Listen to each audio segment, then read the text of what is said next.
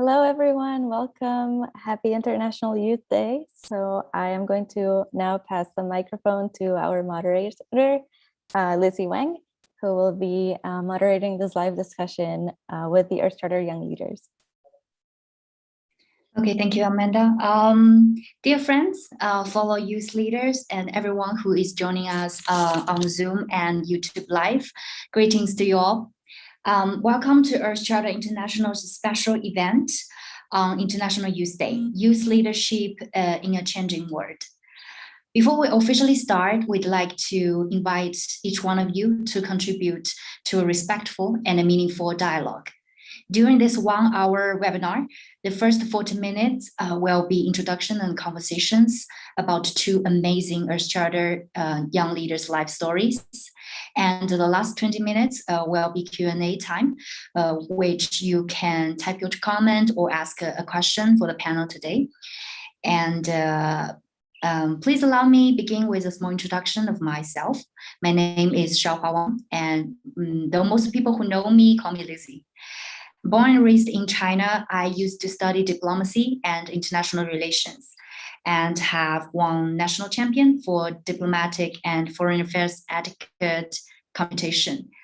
Though my dream has always been working at international organizations. Instead of being a professional diplomat, I consider myself a world citizen. And I do believe that no matter who you are, where you come from, how old you are, how much you earn, or how you identify yourself, we all live in the same planet. And what we need and what we are entitled as human beings are fundamentally the same. So my belief kept me going and driving me to pursue my study and work in UPeace, the United Nations mandated University for Peace in Costa Rica. After getting my second master's degree in gender and peace building, I have focused my career on the intersectionality of gender, people on the move, and sustainability. After working with UNV, UNHCR, IOM, and women's rights organizations, I will start working with UNICEF in October. Along the way, one thing I'm really grateful was that, thank you, Joshua.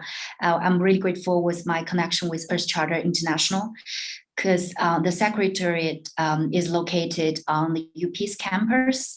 And last year, I took LSE course, Leadership, Sustainability, and Ethics with Earth Charter, and became a part of Earth Charter Youth Network. And this led to my connection with our two panelists today, who are also Earth Charter Young Leaders and LSE alumni. They are Joshua Amponsem, the founder of the Green Africa Youth Organization in Ghana, who is extremely experienced in climate change adaptation, circular economy, youth engagement, and private sector consultation. And another panelist is Emma Feyeux, being a student at Sciences Po Aix-en-Provence. She majors in international relations and political science, and also a very active climate activist. So, hi, Joshua and Emma. How are you? Hello, doing great. How are you? Great, great. I can see everyone is really looking forward to this, and we are very thrilled to have you. And thank you so much for being here with us today. As a matter of fact, there are 1.2 billion young people aged 15 to 24 years old, accounting for 60% of the global population. And by 2030, the target year for Sustainable Development Goals, the amount of youth is projected to have grown by 7% to nearly 1.3 billion. So I think we can all reckon that youth can be a positive force for development when provided with knowledge and opportunities they need to thrive. And I'm sure that everyone is by now so curious about Joshua and Emma's story. So I'm gonna ask both of you to do a special introduction by telling us who you are, what you do, and share an example of a project you're engaged in or leading. And what are your lessons from a leadership perspective?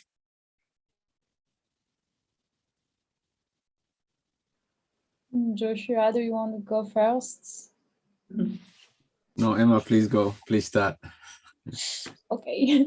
So first, thank you all that connected, and thank you, Lizzie, for organizing that webinar for International Youth Day. So yeah, as you said, I'm Emma. I'm 20 years old. I'm from France, studying in the south of France now. I will be entering my 4th year of studies in September. And so to tell a bit more about myself, I would say that I drive a lot of my life towards learning more about systems of oppression, but also climate justice and sustainability issues.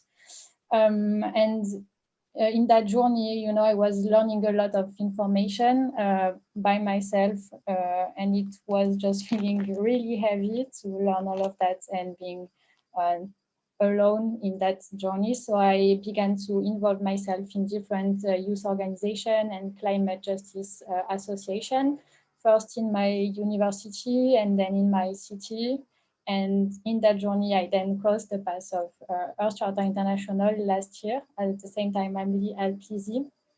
I took the LSE course, and it was so great to meet, you know, a collective group of people to learn about the same thing together. And then I was able to start an internship with them and to join the Young Leaders Network.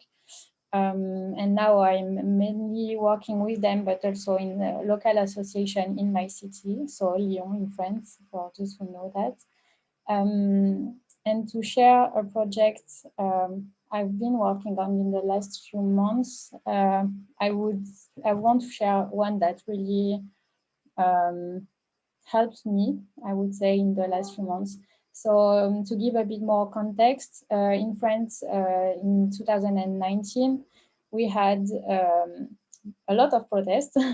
And as a solution, the French government decided to randomly select 150 citizens that for 2 years will be able to learn and draft propositions about climate change to reduce our carbon emissions.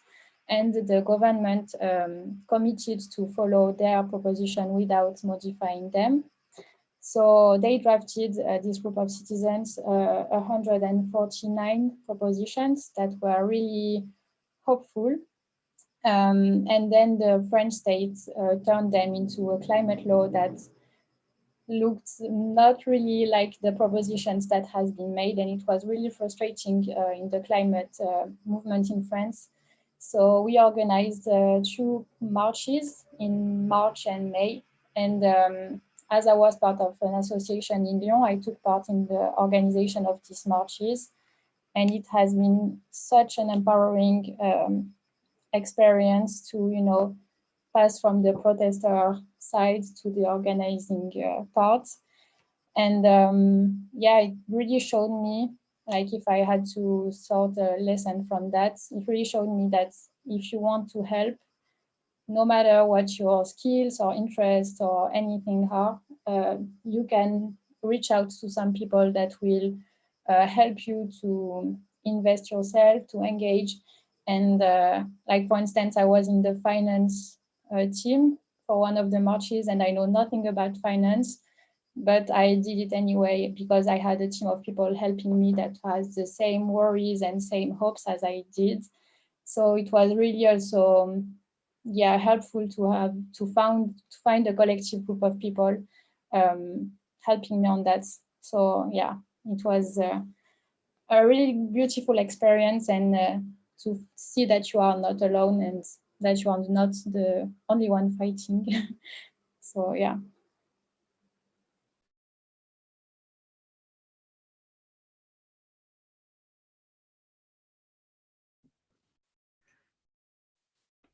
Well, Liz, would you want to come in, or I should just proceed?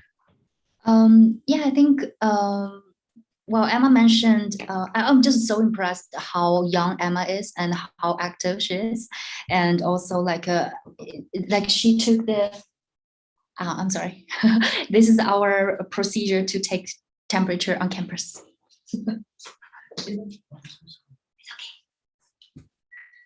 Okay. Thank you for understanding. This is the new normal we have to live with during COVID-19. That's our very responsible nurse on campus, right? Emma was mentioning she took the initiative. And I think that's a really example of growth mindset. So like you just being proactive, and even though you don't know something, but you're willing to learn and to contribute. And I think Joshua has another story to share, a very different experience. Yes, thanks a lot, Liz. Thanks, Amanda, and thanks everyone for joining. Yeah, I mean, Emma, I find what you're doing very impressive. And I think that I find a lot of similarity in the stories you've shared, particularly when it comes to finding that collective that you can associate with, you can find support from, and the feeling of nothing is enough, but also knowing that you are part of a big movement that is tackling a greater challenge. So that is very important, and I think it's worth noting that for all our listeners. And I think it's not just with young activists; it's with everyone. I mean, it doesn't matter whether you are young or old. You always need that collective to be there, that you can work together with to pursue a particular vision or goal. My name is Joshua. I'm not so young anymore. I recently turned 30, so I already find myself a little bit older. At the same time, I've been working with young people for the past 6 years. And I think by default, I feel like I've grown out of that space, sort of, such that when I'm engaging with youth, I see myself to be youth, of course, but I see myself as someone who needs to step aside for others to really take the leadership and to be able to run with it. And I think that is mainly some of the things I'll talk about in terms of my experiences. Because I'm associated with a lot of different organizations, I should clarify that I'm talking on my own individual capacity in this case, and not as a representative of either my different roles with different institutions and organizations. The project that I've worked on, which I think is worth mentioning, is the Green Africa Youth Organization as a whole, irrespective of the different projects that organization is implementing now. But I remember back in 2016, when I first came across LSE, the Leadership for Sustainable Education course, and also getting familiar with the Earth Charter. I remember this was 2016 at the climate conference in Marrakesh. And I came across Sarah Dobson, who was then the coordinator, and she told me, oh, we have a community which is part of the Earth Charter, and we run this program on leadership, sustainability, and education, and we think that you'll find it very interesting. So I took interest in it, and I joined. And that was a very good journey for me, because then I joined and I came across a lot of people from different parts of the world who have the same concerns, the same fears, but also the same motivation and enthusiasm that they need to take action. And taking action in this context meant different things to different people, right? So back in 2016, I remember we had colleagues who were in the Asia region, who were very focused on working really at the community level. We had other colleagues who were in Europe. I remember a couple of colleagues in Germany who had this sort of going out, talking to people, but really like putting the message out there much publicly. And we had other colleagues who were doing it from academic perspective with research work or their master thesis or bachelor thesis or dissertation. So I realized that one important thing I learned through that process is that taking action can really be done in so many different ways.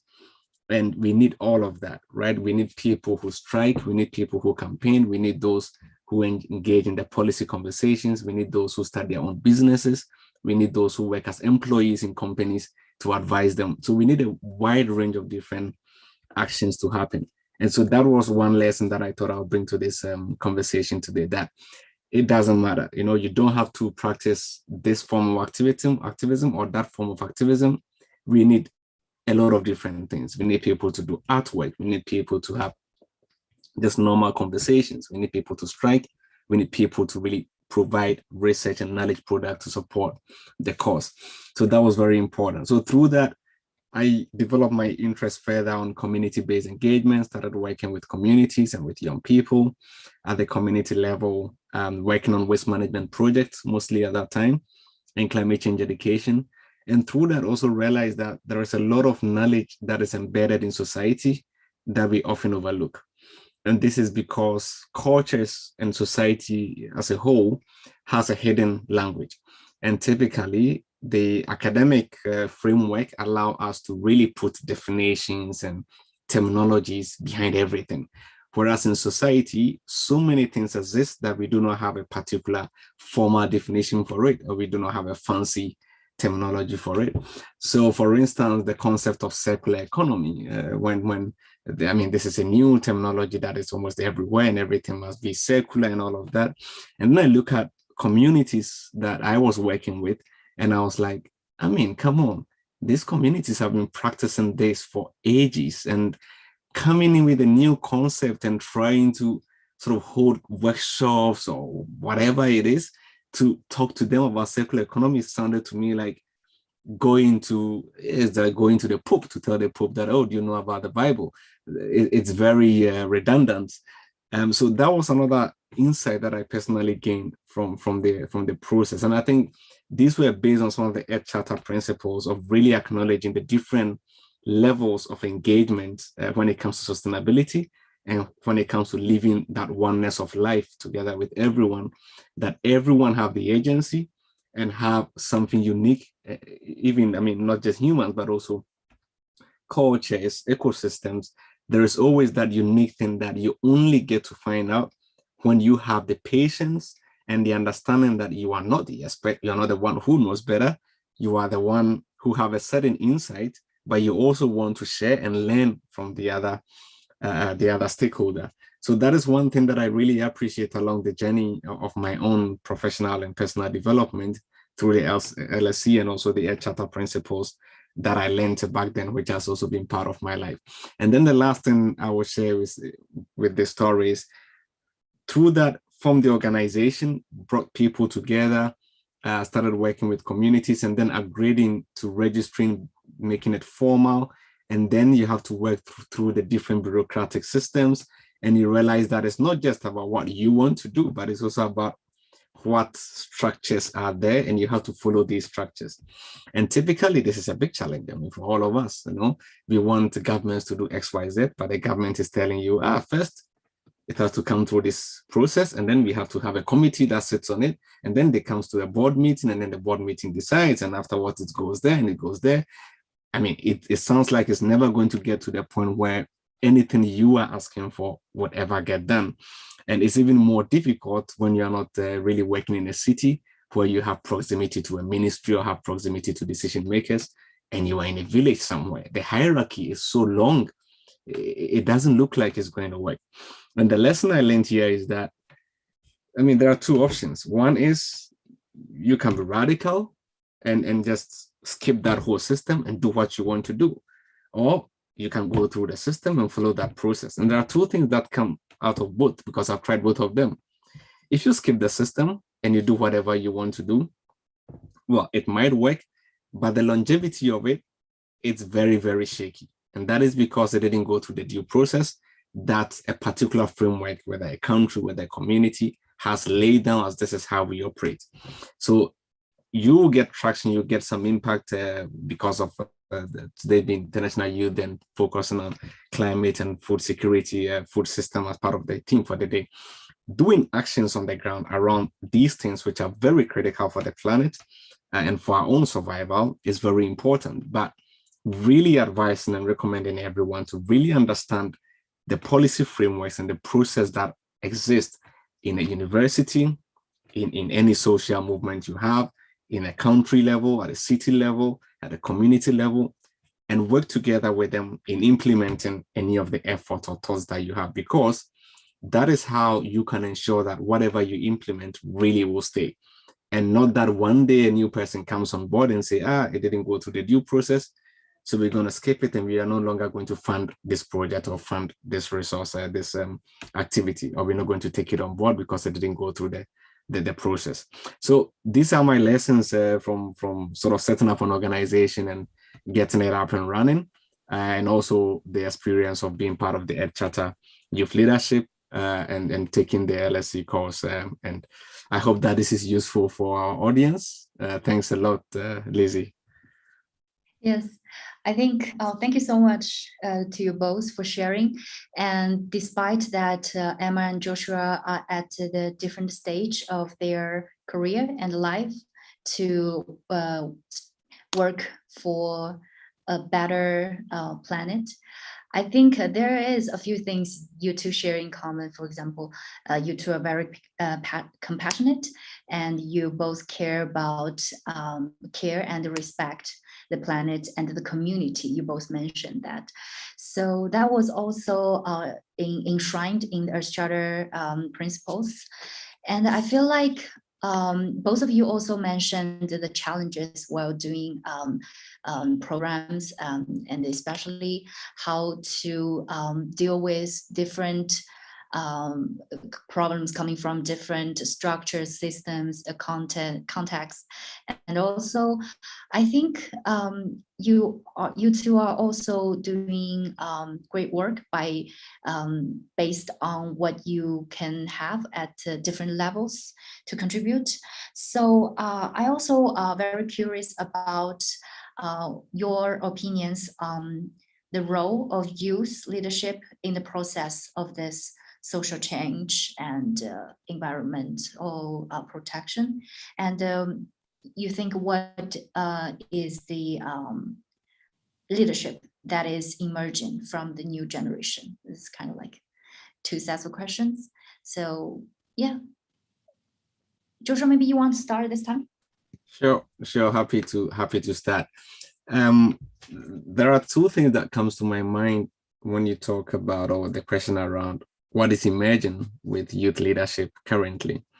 One thing I'm very happy about, when I started my activism, I don't know, 6 years ago, attending my first conference, international conference on climate, one thing I didn't see, which I'm seeing now, is the desire to collaborate.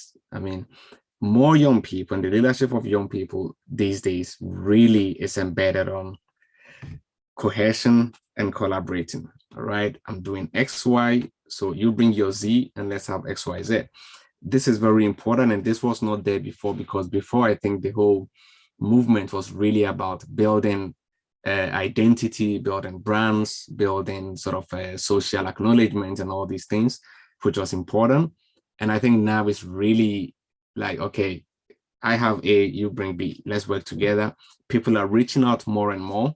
If I look at the number of emails I see every day on people reaching out, oh, we have to be doing this project and we're thinking that this could be done in Ghana too, or we're doing this project here and we're thinking this could be something good for Africa, and then you could link us with some more communities who can do this, organizations who can do that. This is really great, and it's something that I'm very, very happy about, because it's very important, and I'm going to link it always to climate. It's very important when we look at something like the climate crisis and everything that comes along: biodiversity, food systems, poverty, health crisis. When you look at these things, there's always going to be a very unique way people feel it. So someone who thinks of climate change in a country like Bangladesh, believe me, there's no way someone sitting in Switzerland can understand the context of climate change as much as that person. If you've traveled there before, if you stay, it doesn't matter. You cannot really understand what it means for that person. The same way, when someone in Switzerland or Germany talks about flightless and flight shaming, I mean, it doesn't make sense to my younger brother in the village who dreams his whole life one day he's going to fly in the sky and he's going to look upon the earth. It doesn't make sense, because why do people not want to fly? I mean, I want to fly. I'm looking for that opportunity that one day I can see my country from below, you know? So this is important, and I really like that more and more collaboration is bringing these sort of different geographies and backgrounds and expectations together, because this way we can really understand what action means, what climate action means for different people. And we can all come together and really work like, okay, you need to act on, say, mitigation, but I need to focus on adaptation. You need to work on food security because that is very present in this time, and I'm going to advocate for that. And we know that together, we are all moving towards one agenda. And I think before that was difficult because when someone says, fly less, the other person is like, this is why, I mean, I don't get this, what is the point? But now that person will understand, because then the person realized that, okay, in this part of the world, industry really polluting and is just endless, and they have the means to really invest in other technologies that are much cleaner, and hence the need for that activism. And the other person sitting in Europe could also understand that, okay, for the person in Bangladesh, flooding is not something that happens one in every 5 years or 10 years. Flooding is something that happens every year. And we need to invest in building resilience and having reinforced infrastructure to support their livelihood. So that is very important. So that is one thing that I see, which I really like. The other thing, which is emerging with youth leadership, is the quest for nature positive solutions. What this means is that if I look at, I mean, my background, academic background is in disaster management. If I look at all the books and everything I read up until probably the 2000s and even 2010, most of the context was we need to build a bridge, we need to build a dike. Everything was really like concrete, you know, cement and concrete, build, protect, metal, steel. And now when you talk to young people about flooding, the first thing that comes into their mind most likely is like, we need to plant a lot of trees to serve as a buffer zone, to hold the soil and to prevent and to slow down the velocity or the speed of the water from coming downstream. That really nature positive way of thinking around the climate crisis is very important, because engineering solutions are good in the short term, but in the long term, they are more expensive and they do not assure us of any future security. Whereas when we look at ecosystem-based and nature positive and nature-based solutions, these are things, it takes some time to build, but for young people, this is how our future is secured, because that tree is going to be there for a longer time, even though we cannot put the cost to it as we can cost a bridge, because we know we need to buy 10 kilograms of cement and 50 tons of sand or whatever. It's easy to calculate, but we are not able to calculate what is the value of a particular ecosystem in monetary terms. But that is what really provides long-term assurance for our safety as a younger generation. So these are two things I find very important and very emerging, and I'm very happy to, and I'm very proud of sort of youth, the young people, today myself and other colleagues who are really leading on these efforts, because I think that is the way to go, and we need to do more of these. Thank you. Yes, thank you, Joshua. I see how passionate you are, and yes, this is not just a 1 hour webinar we can in campus, but I'm just glad we have this opportunity to share with each other. And Emma, you are actually at the beginning, and probably you can give us a more personal perspective on that, because Joshua is more already on a managerial level to give us his experience. Yes. Yeah, it's really nice to hear that from Joshua, what Joshua saw from like the evolution of youth engagement, because I really connect with what you said, Joshua, meaning that when I used to think of the idea of leadership, I was kind of uncomfortable with that, because, you know, I was linking it to the traditional conception we have of it, linked to power and individualism mainly, and domination, but I think that the conception we have of leadership now is more linked to, you know, just anyone that inspire others. You know, like if you know someone that I don't know is is building an organization in his country, or organizing a climate march or anything, and you're saying, okay, we have this person and I the same experiences and the same beliefs, so if they are able to take action, why couldn't I? And I think it's a lot what leadership is about now, you know, action, and this collective form it takes. I think it's so important now, because the climate fight, but also the human rights fight, and so many collective struggles are really heavy to engage yourself in, I think. And if you don't have the empathy towards yourself, but also towards others and other people to support you, I think it's really hard to succeed in the long term. Whereas when you are engaging with other people, you can have like a low time, and then the group will be here for you. And I think that's what I found well in the association I'm in France, but also in Earth Charter International, you know, with the Young Leaders Network. And I think also what is so important about youth leadership is that with this kind of struggles, there are so much things to deconstruct, and us as young people, maybe it's easier to deconstruct what we began to learn, because first we have less things integrated in ourselves, so we have less patterns to deconstruct totally, even though it's a hard and long journey. And second, because we more and more see that we have no choice, I think, to engage with these issues. And that's why I don't really believe that there's a part of youth people. I think everyone is aware, but a lot of people doesn't know how to engage. And that's why I think it's so important to talk about action. And just like Joshua said, you know, that everyone can help.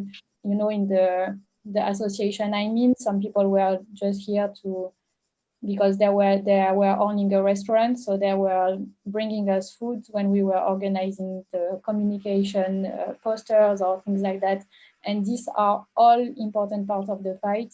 So yeah, I think that's what I loved about the movement, and to see it. So it's nice to see, to hear that it's an evolution and it's not just what I'm seeing now. And so yeah, I think it means that it goes in the right direction. Yes. So that's nice. I think, yeah, it is very clear that we can see a rising awareness among people, not just in the youth group. And actually, you both mentioned the challenges, and I also like to invite everybody to think of this way, like this reality is overwhelming. So please also try to take care of yourselves while you are facing the reality. I think that is the bottom line for us if you really want to make a change, and to take care of yourself is the first step. And also, I have one last question before we go to Q&A questions. So Joshua and Emma, do you see a lack of engagement of youth with global challenges in your context? And as a young leader, how do you propose, or what are you already doing to combine your role to contribute to this fight? Emma, okay, lady first this time. It's kind of what I began to say just now, that I don't think there are young people that are completely unaware of what we are experiencing, you know. And I think it has especially to do with social media, because we also, but now what is happening in a lot of countries with fires and droughts. So I just think that a lot of people either don't know how to engage, or either are too scared or worried to do so, which is completely understandable, because you know, in face of the world we inherited. But yeah, I think that's why we need to talk a lot about it. And I think also we don't engage the same way as the prior generations were able to do.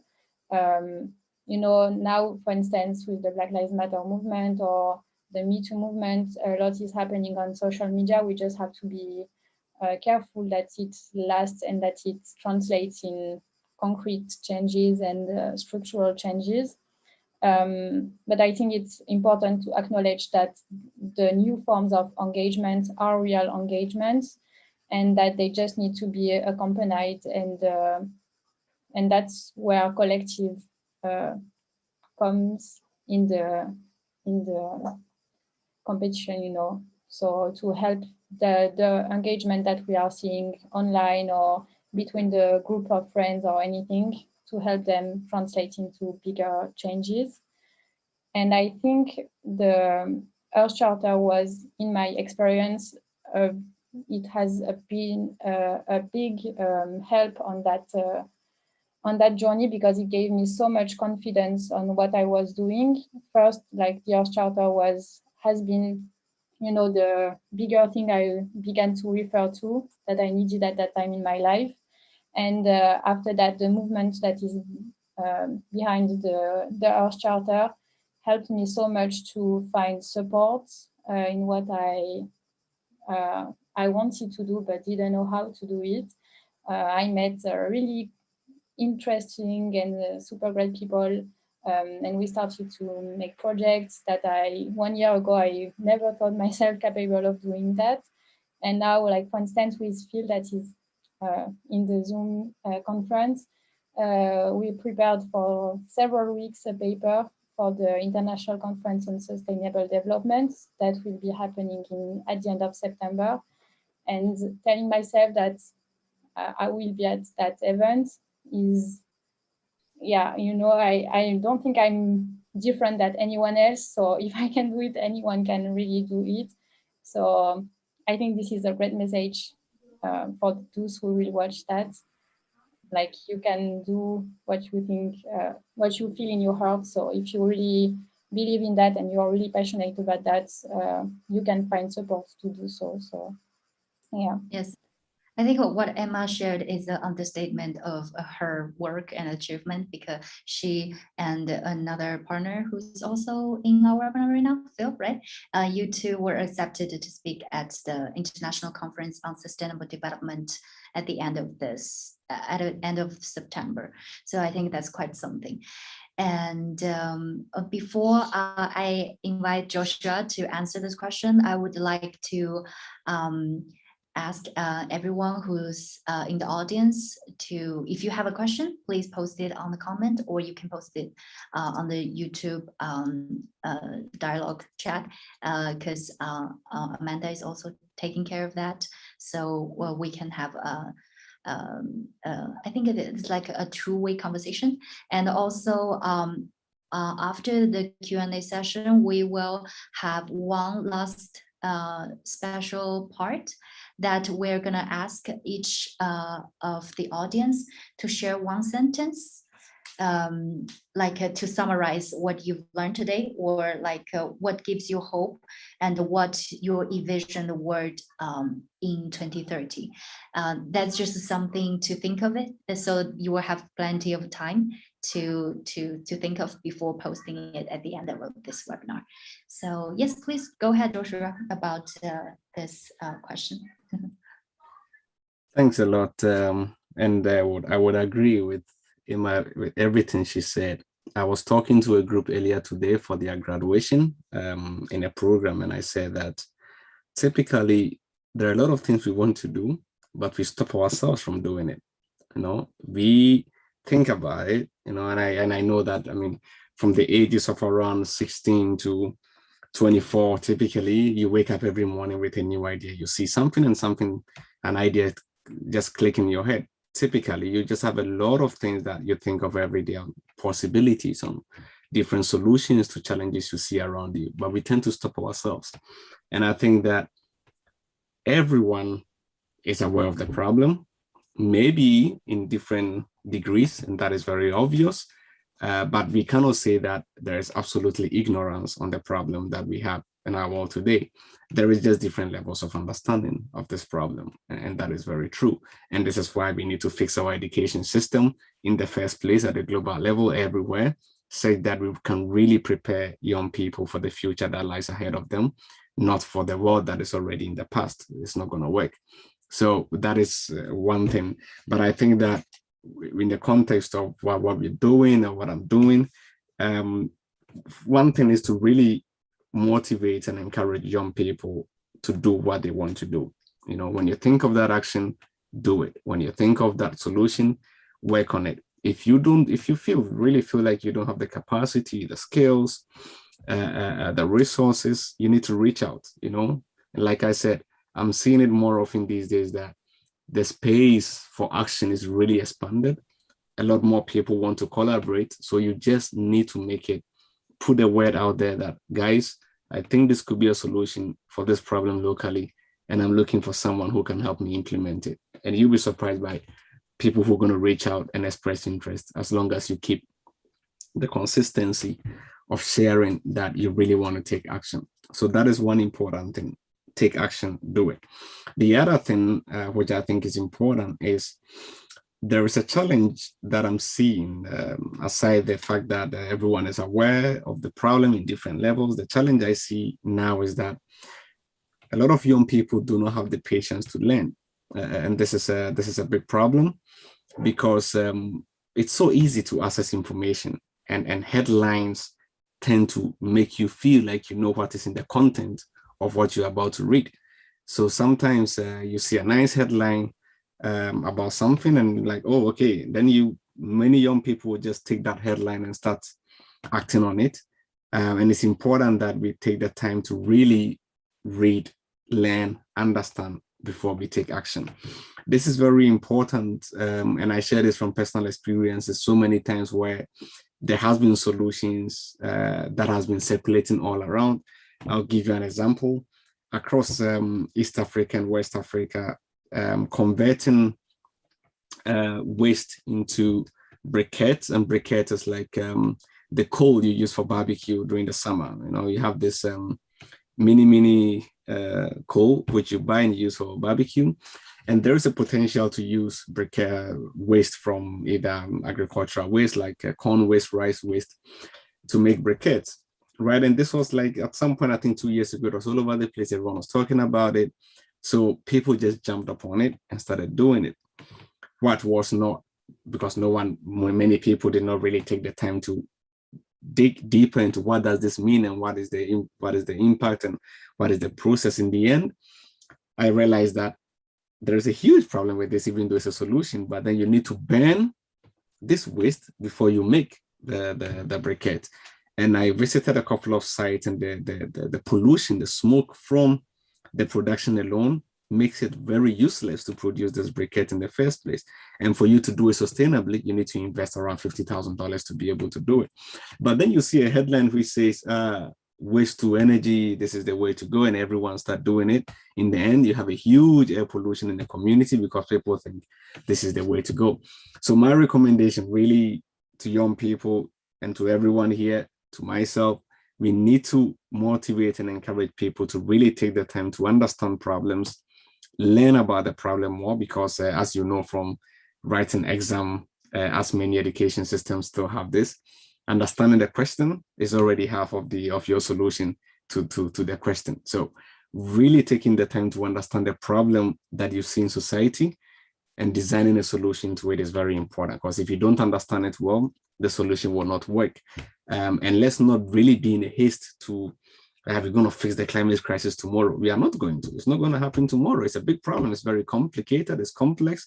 We need to start by we ourselves really understanding the problem very well and knowing at our level what can we even do before we even start the projection of, okay, what can we do at the community level, at the regional level, at the national level, at the continental level, and at the global level, and not really be convinced that once we read one headline, we already know everything about what can be done to solve climate change. So that is one thing I wanted to share, and to encourage everyone to really increase our knowledge. Also share good information and share resourceful information, because there's a lot of false information every day because of course, how easy it is to share information these days and to circulate anything. So if you chance across very good publications and documents, do well to circulate it within your network so everyone can have that shared knowledge and the capacity to take action. Thank you. Yeah, that's a very powerful message. And combine what Joshua and Emma said, it's like, yes, of course, we encourage you to be an active young leader, but also be responsible and accountable at the same time. So we will make the effect the maximum. Actually, we have already have questions in the chat. So it's coming from Valeria. She said that engineering projects that provide solutions for climate crisis should be planned in an integrative process, which means they take into consideration past, present, and future. So what are the long-term consequences of what we are building? Is it really necessary? Is it gonna age well? Sometimes the solutions are not in engineering isolated, but in our human practices. Transformation and change is a long-term project where we all participate.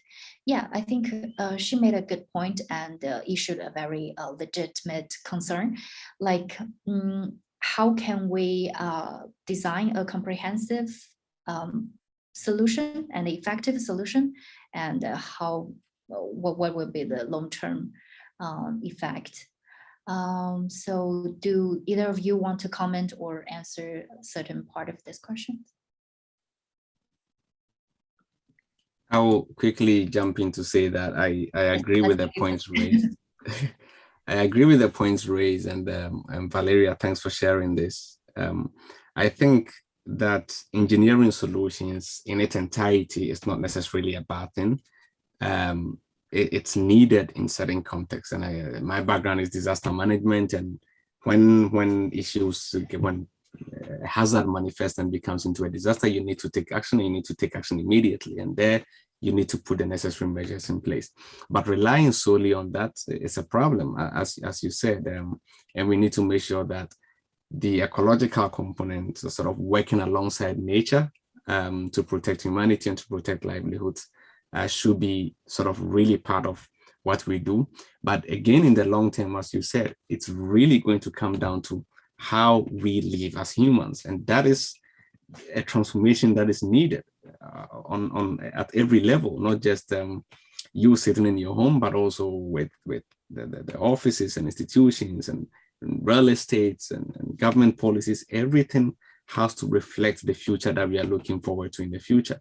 And if we don't have that, we are not going to achieve anything great, because we're just going to try to solve the problem by creating another problem. And we're going to have this continuous cycle of a continuum of problem, solution, and the solutions are not going to match up with the scale of the problem.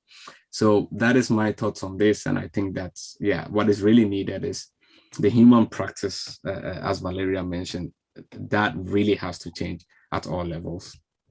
Mm-hmm. And I think, just like what mentioned in the Earth Charter, like there's something, I feel like there's issues we cannot solve if we only see it from a benefit way, to see how much interest we can gain from, but also it's a ethical and voluntary choice. So that's why we actually, not just the three of us speaking, a lot of people in the conversation joining us today are also the LSE alumni. So we think that would be a really good way to connect people and to learn leadership, sustainability, and ethics. And you can find it on the Earth Charter official website. And also it provides a youth network, which that is probably the way that connecting all of us right now, most of us right now. And Emma, do you have any comment on this one, or we can proceed to next part? Yeah, Valeria, please. Oh yes, please, Valeria. Yes, if you okay, want. Sorry, I didn't know if you could hear me because my phone is like not, I don't know, the screen like shut off, but okay, you can hear me. Yes, perfectly. Yeah. Okay, no, well, yeah, I just wanted to comment again on the point that Joshua made, and as he said, and as I commented also, like if the solution is not only on, say, engineers or scientists, and we all play a role, right? It's also important to understand that we, or us as individuals, we cannot take on every single problem and challenge, and to understand that we are responsible for finding those problems that we identify with and that we can think we can, you know, provide solution and working on them. Like, you know, the 17 sustainability goals, right? Knowing that you cannot take on every single goal, that you cannot be, you know, an expert on every single one of those topics, but, you know, maybe choosing from your background or your career or, you know, your personal interest, where can you provide help and solutions, and, you know, maybe just throughout your life, just helping on those problems, and then you'll be part of the solution at the same time, where engineers are working on their solutions and lawyers are changing policies, and I don't know, like scientists are developing technology, right? So yeah, that's a point that I wanted to make. Yes, I think that is a very how to say, desirable word, and the solution approach Valeria just mentioned. And actually, there's a concept called intersectionality, especially in the gender studies. So if we look at the problems with gender issues, it's not just about gender itself. Sometimes more often it connects with your social status, your economic income, your race, your ethnic identity, and everything. That is also what Emma mentioned about building this community and bringing everybody inside, and also what Joshua said, you bring the X, I bring the Y, and together we'll make X, Y, Z.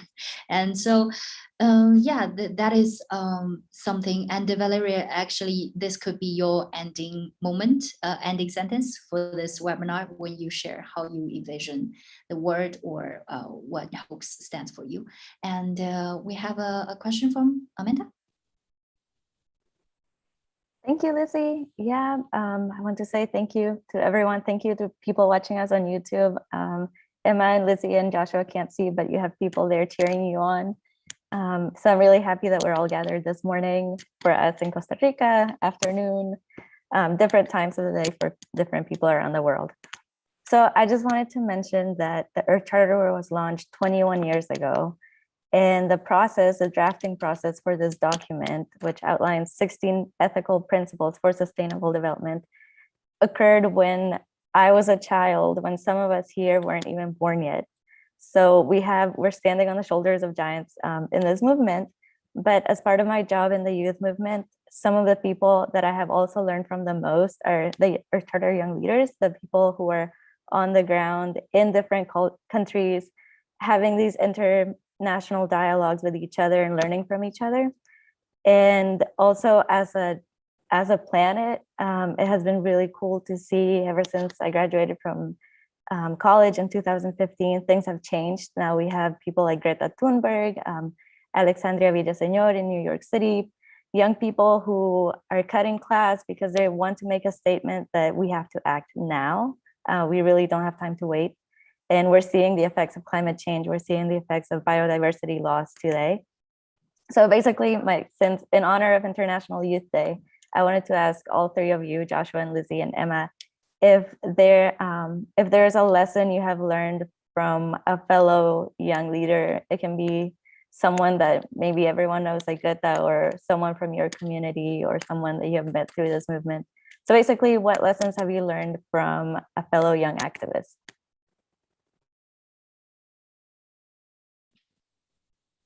Who wants to start? I can go, yeah.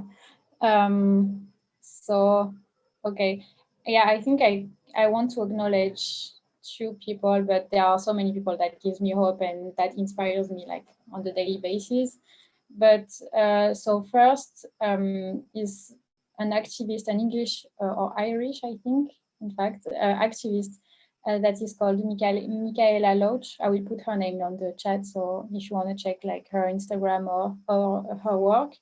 And recently she gathered with 2 other people to attack the English, the UK government in their involvement with fossil fuels and how they were funding fossil fuels initiatives. And this girl, I think she just graduated, or she didn't even finish graduating from medicine studies. And she was like managing that, her studies in a pandemic context, and also so many webinars on like intersectionality and environmental racism. And that court case that she will be participating in, and to see her doing that. And she always highlights how she is not different from anyone else, and that she doesn't want to be, you know, idolized or anything like that, because she is just like any of us in this conversation and in her audience. And she really inspired me in my journey. And also I want to acknowledge Phil, that is my co-worker my best co-worker in the Earth Charter movement, because so yeah, he reached out to me many times to start projects, and you know, projects that I wouldn't have engaged myself on my own, I think. And to see that we are doing it now together, it's it's super enriching and encouraging. So yeah, I think these are people that give me hope in our movement, to see that we have a movement that is so open to, you know, learning and sharing and caring. Yeah, this is really hopeful, I think. Yes, Joshua? Well, two people. The unfortunate thing is one of them is not a youth per se, so I will still talk about it. But one person who definitely I learned a lot from, it's still relatively young Ghanaian activist, who is currently in the UK, called Gideon, Marcel Comey. So Gideon, he's a phenomenal young person at that time. I remember he was sort of just available for everyone to talk to. You know, he was that one person, you know, you can go to him, and he might not have the answers, but he's going to make sure that you don't give up on what you want to do, you know. And I find that very, very useful, that everyone around him knew that when it comes to environmental activism, you don't have to give up. As long as you have Gideon in your network, he's going to make sure that you're going to keep working, you're going to keep staying consistent, and you're going to deliver on your vision and the things you want to do. So that was very useful. The other person I want to acknowledge and I would want to mention is Dr. Michael Miyita. He was a university lecturer that I came across in 2013, I believe. And he was the reason why I got into activism in the first place, because he came to the university and he said, if universities cannot solve problems, then they shouldn't exist. And what he said was that the moment you step into the classroom and you study and you learn all the things that you have to learn, the whole reason for that is that you go out there and you have a solution to a societal problem. So it doesn't matter what grades you have and what certificate you get. The moment you finish your program, if you do not have a solution to an existing problem in the world, it was useless.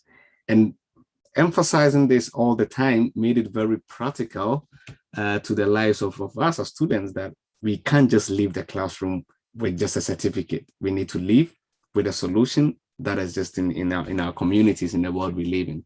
And I found this very inspirational, and that really shaped my engagement along the line. So really, those would be the two people that I would acknowledge. And now that I'm sort of talking and imagining the days that I spent around these people, it was very phenomenal. And I'll also encourage everyone to really find, again, the collective, but also the individuals that you can really connect to, that they can provide the support you need to grow your passion and interest. Yeah.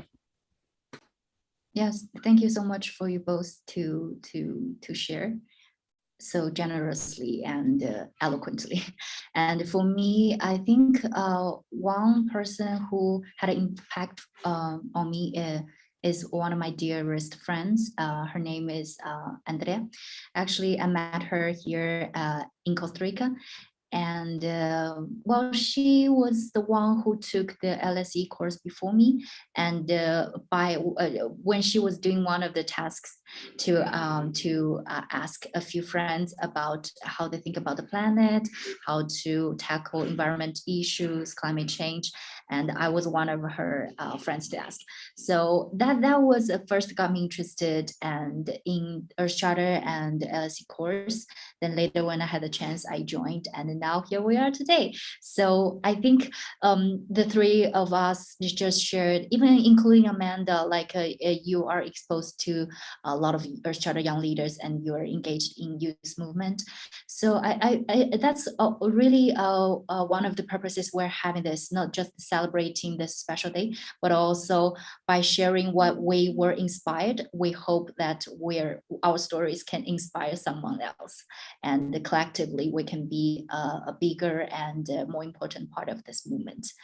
And I know we're running late, but let's try to end it with one sentence.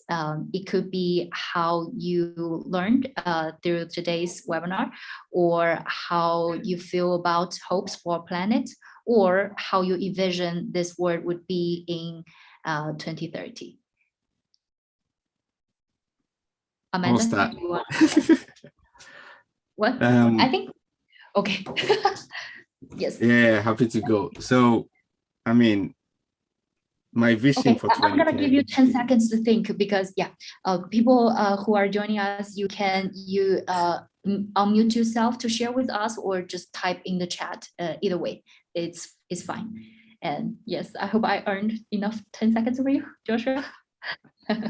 Go. Yeah, you got me to think, but I didn't really have to do much of thinking. I think that what I really want to see 10 years from now is that everyone just acts, like do what you want to do. Just do it. That is the most important thing. Don't wait for anyone. Don't wait for that person. Just do it. So that is what I want to see at 10 years from now, that everyone on this call took action. Yeah. Be a part of it. Nice. Okay. Ariana in the chat said she really loved Emma's vision about leadership and how it has changed from an individual and powerful perspective to more of a collective action idea. And she thinks that this is one of the very important things she took from. Also, thank you very much for sharing with us, Ariana. And Emma, what do you think? Yeah, I think, well, Joshua, you stole the word from my mouth. But yeah, I really agree with you, and I really connect with a lot of what you said today. So this is great, to meet new people that share the same thing as you do. And but yeah, I'm just thinking that if everyone acts in what they believe, like truly at their core, we will already be in a very, very good direction, I think. And I think that oppressors, have always lost.